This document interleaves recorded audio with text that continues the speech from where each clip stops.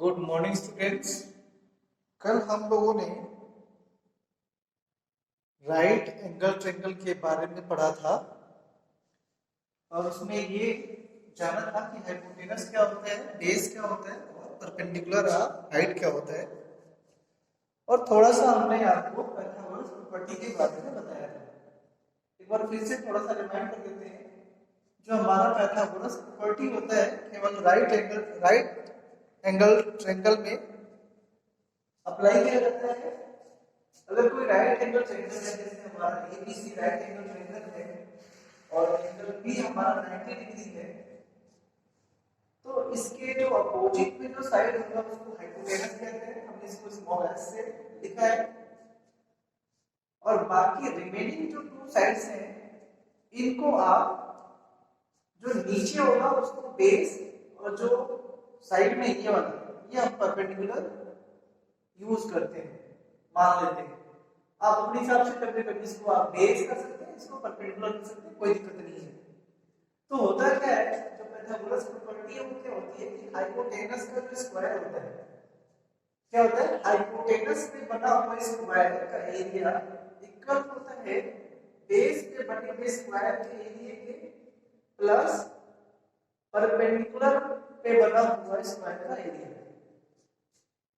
तो ये होता है एक्चुअली में शॉर्ट फॉर्म होता है हाइपोटेनस का स्क्वायर इक्वल टू बेस का स्क्वायर प्लस परपेंडिकुलर का स्क्वायर। हाइपोटेनस क्या है हमारा, हाइपोटेनस है AC। हाइपोटेनस क्या है हमारा, AC है, इज इक्वल टू B क्या हमारा बेस, ये क्या हमारा BC और P क्या हमारा परपेंडिकुलर, ये क्या है हमारा AB। इसी को हम कहते हैं Pythagoras theorem of Pythagoras property. इस थ्योरम को हमने कल बताया था, क्लास 10 में जाएंगे तो प्रूफ किया जाएगा। क्लास 10 में जब आप जाओगे तो पाइथागोरस जो थ्योरम है प्रॉपर्टी है, इसको आप क्या करोगे, प्रूफ करोगे। अभी अगर फार्मूला आप यूज करेंगे और इसका यूज क्या है, कोई भी अगर राइट एंगल ट्रायंगल दिया हुआ है तो उसकी कोई दो साइड्स दी हुई होगी, कोई दो साइड्स दिया होगा, तीसरी साइड निकालना होगा। तो हम इसी पाइथागोरस प्रॉपर्टी का यूज करके तीसरी साइड जो होगी हम निकालेंगे। क्लियर है? तो अभी आप एक्सरसाइज 6.5 और 6.5 में क्वेश्चन नंबर 1 देखे जरा। दिया हुआ है, इसमें आप फिगर जरूर बनाना ताकि इजी हो जाएगा और आपको क्लियर हो जाएगा कि हाइपोटेनस कौन सा है, बेस कौन सा है और परपेंडिकुलर कौन सा है। तो देखिए ट्रायंगल PQR और P समकोण है, P समकोण है, ठीक है। एक ट्रायंगल है PQR, कैसा ट्रायंगल है, राइट एंगल ट्रायंगल है। क्यों? क्योंकि P पे जो P पॉइंट है वहां पे क्या बन रहा है, ये जो P पॉइंट है 90 डिग्री बनेगा। जहां 90 डिग्री बनेगा वही हमारा पॉइंट क्या होगा, P होगा। और बाकी आप अपने हिसाब से इसको क्यों कर सकते हैं और इसको R कर सकते हैं, या इसको क्यों कर रहे हैं इसको R कर रहे हैं, कोई दिक्कत नहीं है, ठीक है। तो PQ दिया हुआ है 10, PQ कितना दिया है 10 सेंटीमीटर और PR दिया हुआ है 24 सेंटीमीटर। PR कितना है 24 सेंटीमीटर। अब पूछ रहे हैं QR बताना है। क्वेश्चन नंबर 1 लिखिए, in triangle PQR angle P is equal to 90 degree और PR is equal to 24 centimetre और PQ is equal to 10 centimetre. अब हमें निकालना है RQ या QR। RQ और QR की वैल्यू क्या होगी ये निकालना है। तो जब आप देखो अगर राइट एंगल ट्रायंगल है तो हमने बताया है राइट एंगल ट्रायंगल में कोई भी टू साइड्स दिया होगा, तीसरी साइड आपको फाइंड आउट करने के लिए पूछेगा, ठीक है। तो हम पाइथागोरस प्रॉपर्टी का यूज करेंगे। पाइथागोरस प्रॉपर्टी किस में यूज होती है, राइट एंगल ट्रायंगल में। हमारा राइट एंगल ट्रायंगल है, P पे देखो 90 डिग्री बना है, इसका मतलब राइट एंगल ट्रायंगल है। तो इसको सॉल्व करेंगे। सॉल्व कैसे करेंगे, बाय पाइथागोरस, इसको bye Pythagoras property. By Pythagoras property क्या हो जाएगा, QR हाइपोटेनस का स्क्वायर इज इक्वल टू क्या होता है हाइपोटेनस का स्क्वायर इक्वल टू बेस का स्क्वायर प्लस क्या होता है परपेंडिकुलर का स्क्वायर। ठीक है, अब इसमें आप वैल्यू पुटअप करोगे। आप वैल्यू पुटअप करना जानते हो, सिंपल इक्वेशन अलजेब्रिक एक्सप्रेशन में भी पढ़ाया गया आपको कि वैल्यू कैसे पुटअप कर देते हो। पी पी जहां पी क्यू है, देखिए कितना पी क्यू का वैल्यू 10, तो इसकी जगह पे 10 सेंटीमीटर हो जाएगा और ब्रैकेट फिर स्क्वायर हो जाएगा, फिर प्लस पी आर कितना हमारा 24 सेंटीमीटर, फिर ये स्क्वायर हो जाएगा। क्यू आर हमें निकालना, हमें पता नहीं है, इसको ऐसे लिख देंगे क्यू आर का स्क्वायर। क्लियर है? अब इसको आप ओपन करो ब्रैकेट को कैसे ओपन करोगे? क्यू आर का square is equal to left side वैसे सेम टू सेम आ जाएगा 10 का स्क्वायर। 10 का स्क्वायर का मतलब क्या है? अगर किसी नंबर का स्क्वायर, जैसे यहाँ पे 5 का स्क्वायर है तो क्या हुआ 5 into 5। अगर यहाँ पे 3 का स्क्वायर लिख दिया तो क्या हो जाएगा 3 into 3। अगर यहाँ पे 2 का पावर 5 लिख दिया तो मतलब क्या हुआ 2 को कितने टाइम मल्टीप्लाई करना है 5 10। समझ में आएगा? अगर किसी नंबर का जितना पावर है इसका मतलब ये हुआ उस नंबर को उतने टाइम मल्टीप्लाई करना है। आपको क्लियर हो रहा होगा? 5 का पावर 2 है मींस स्क्वायर है तो 5 into 5। अगर 3 का पावर 2 है तो 3 into 3। अगर 2 का पावर 5 है तो 2 को कितना टाइम मल्टीप्लाई करना है 2 into 2 into 5 टाइम। ऐसा नहीं करना 2 into 5 10 कर देना, 3 into 2 6 कर देना, 5 into 10 कर देना, ये गलत हो जाएगा। जितना पावर होगा उसको उतने टाइम मल्टीप्लाई करेंगे। तो 10 को कितने टाइम मल्टीप्लाई करेंगे? आपने अलजेब्रिक एक्सप्रेशन और सिंपल इक्वेशन पढ़े हैं, बहुत इजी है, आपको समझ में आएगा। तो 10 को 2 टाइम मल्टीप्लाई करेंगे कितना हो जाएगा 100। और सेंटीमीटर है सेंटीमीटर, अगर x into x करते तो क्या होता था x into x करते थे तो क्या होता था तो पता है x का पावर 2। यहाँ पे कुछ नहीं तो 1, यहाँ पे कुछ नहीं तो 1, पावर ऐड करता था। ऐसे सेंटीमीटर into सेंटीमीटर, यहाँ पे कुछ नहीं तो 1, यहाँ पे कुछ नहीं तो सेंटीमीटर स्क्वायर। समझ में आएगा? ठीक हो जाएगा हमारा सेंटीमीटर स्क्वायर प्लस ऐसे ही 24 का स्क्वायर 24 into 24 24 into 24 24 into 24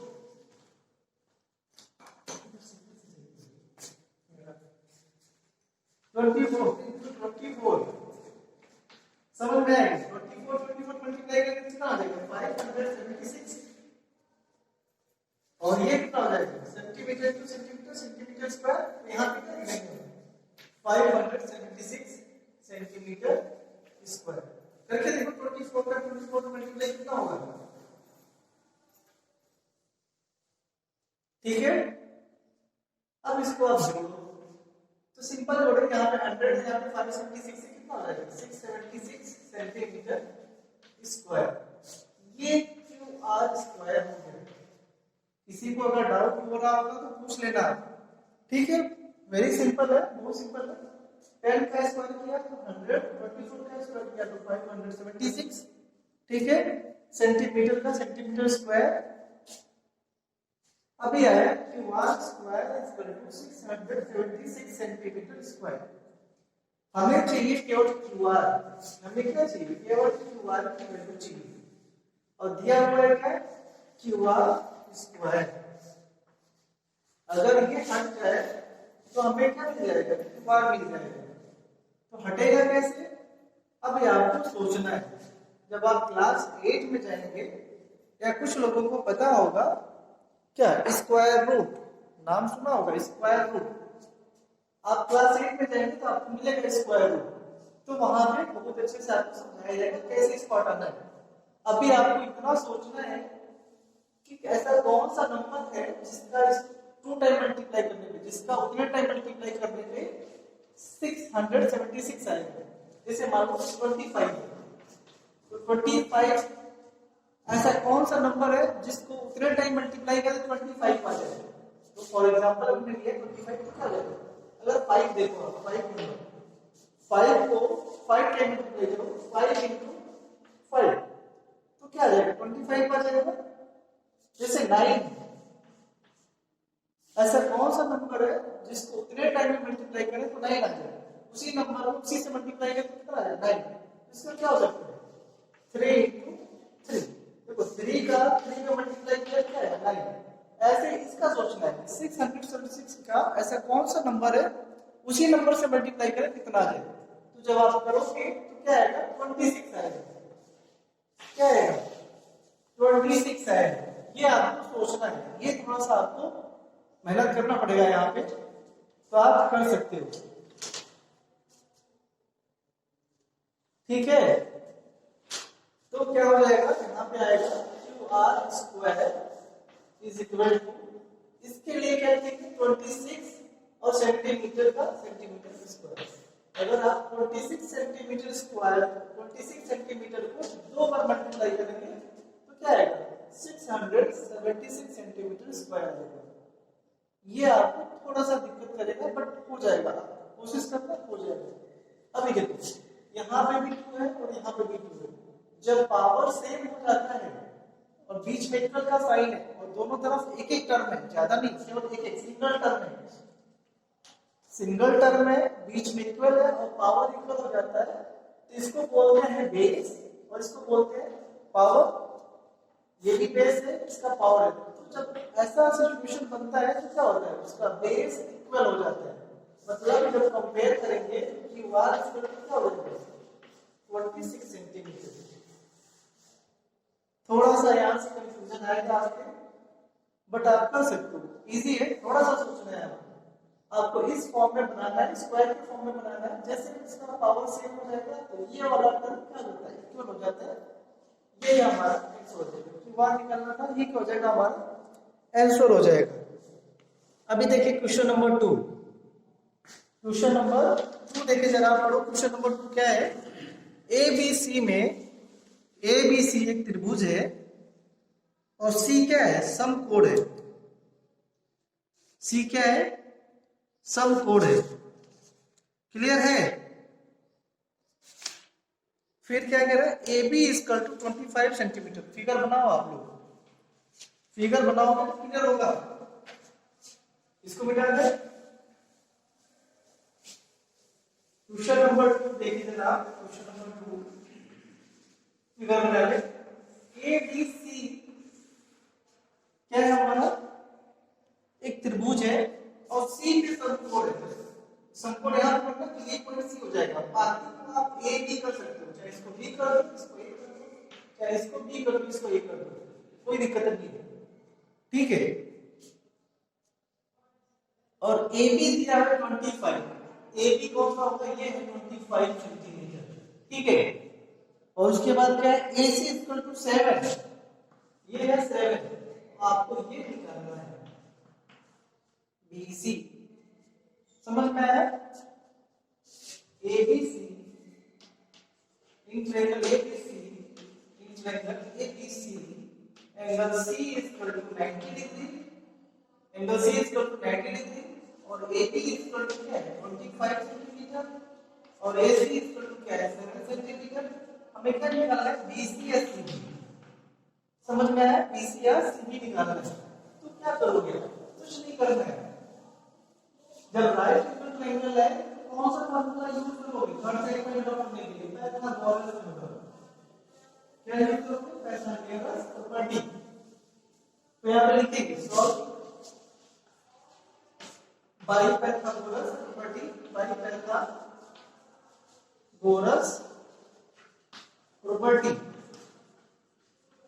क्या हो जाएगा पाइथागोरस प्रॉपर्टी से हाइपोटेनस का स्क्वायर। हाइपोटेनस क्या होता है देखो 90 डिग्री के जो सामने होगा हाइपोटेनस होगा, तो AB स्क्वायर और क्या हो जाएगा BC स्क्वायर प्लस क्या हो जाएगा हमारा AC स्क्वायर। क्लियर है, पाइथागोरस प्रॉपर्टी से हाइपोटेनस का स्क्वायर इक्वल टू होता है sum of square of base and perpendicular. वही लिख दिया हमने, बहुत सिंपल है, इसमें आपको कुछ नहीं करना है, बस जो वैल्यू दी हुई है उसको पुट कर देना है। पुट करने का मतलब रख देना है। ए बी का वैल्यू दिया हुआ है 25 सेंटीमीटर, यानी कि 25 सेंटीमीटर, ठीक है, इज इक्वल टू हो जाएगा बीसी कितना, बीसी नहीं दिया हुआ है, ये हमें पता करना है, बीसी नहीं दिया हुआ है, और उसके बाद क्या है एसी, एसी कितना होगा 7 सेंटीमीटर स्क्वायर, ठीक है, क्लियर है। अब आपको बीसी की वैल्यू निकालनी है, तो सबसे पहले सिंपलीफाई करेंगे, ब्रैकेट ओपन कर लेंगे, 25 का स्क्वायर 25 को 2 टाइम मल्टीप्लाई करोगे तो क्या हो जाएगा आपका 625, 600 क्या हो जाएगा 25 हो जाएगा सेंटीमीटर स्क्वायर। बीसी हमारा ये दिखा है, और 7 का स्क्वायर क्या हो जाएगा 59 सेंटीमीटर स्क्वायर, क्लियर है।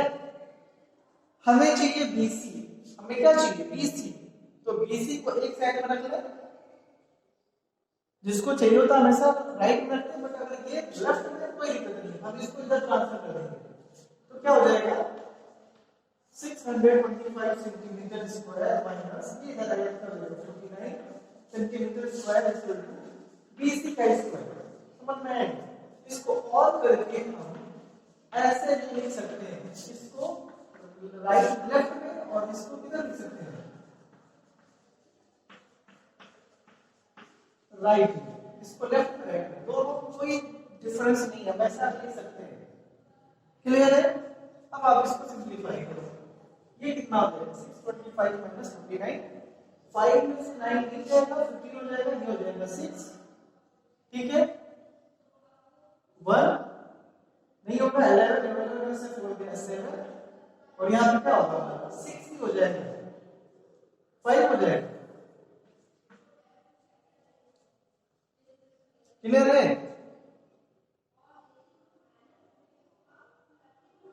ठीक है, centimetre square, clear, 76 centimetre square, ये हो गया हमारा बीसी। अब आप प्लीज सोच रहे हैं किसका स्क्वायर होता है, तो आप देखेंगे 24 into 24, 24 into 24, 4 4 जा 16, 4 2 जा 8, 1 9, 2 4 जा 8, 2 2 जा 4, 6 9 8 7 4 and 5, किसका है 24 को अगर 24 में मल्टीप्लाई करेंगे तो क्या आ जाएगा हमारा, इसको हम ऐसे लिखेंगे 24 का सेंटीमीटर स्क्वायर। अभी आप तो देखो इक्वल है, दोनों तरफ सिंगल है, पावर सेम हो गया, तो बेस क्या हो जाएगा बीसी इक्वल टू क्या हो जाएगा हमारा 24 सेंटीमीटर, ये हमारा आंसर हो जाएगा। इसको और कर लेगा, समझ में आया क्या कैसे करना है, इसको बहुत इजी है। आप थोड़ा सा ये वाला पोर्शन जब यहाँ पे आएगा थोड़ा सा कंफ्यूजन होगा, ये आपको सोचना है। अगर आप क्लास 8 में जाओगे तो आपको पढ़ोगे क्या स्क्वायर एंड स्क्वायर में, वहां पे आपको बहुत अच्छे से क्लियर होगा। अभी के लिए बस इतना समझना है कि किस नंबर को उतनी ही बार मल्टीप्लाई करें कि वो नंबर आ जाए, तो 24 है, 24 का स्क्वायर हो जाएगा और बीसी इक्वल टू 24 सेंटीमीटर हो जाएगा, तो ये हमारा आंसर हो जाएगा। तो 6.5 में क्वेश्चन नंबर 2 था, ठीक है। ऐसे ही क्वेश्चन नंबर 3 देखेंगे आप, क्वेश्चन नंबर 3, क्वेश्चन नंबर 3 क्या है जरा देखो आप, क्वेश्चन नंबर 3 क्या है, क्वेश्चन नंबर 3 पढ़ो आप।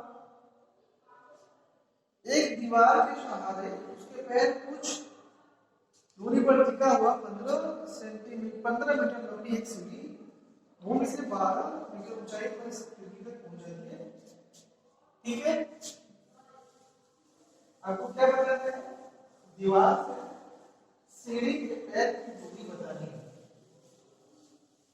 आपने देखा होगा जिसके कहीं किसी घर में क्या देखा होगा, एक बम्बू की सीढ़ी, बांस की सीढ़ी बनती है और छत पे चलने के लिए, छत पे चढ़ने के लिए यूज किया जाता है, अगर आपको याद होगा तो कह रहा है कि ये छत है, ये छत है और ऐसी ही सीढ़ी लगी है, क्या लगी है सीढ़ी,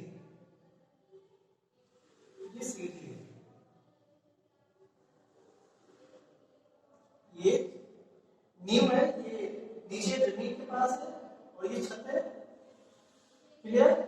ये सीढ़ी लगी हुई है, ये सीढ़ी लगी है, ऐसे ऐसे ही होता है, ऐसे चढ़ना है छत पे यहाँ पे। तो कह रहे हैं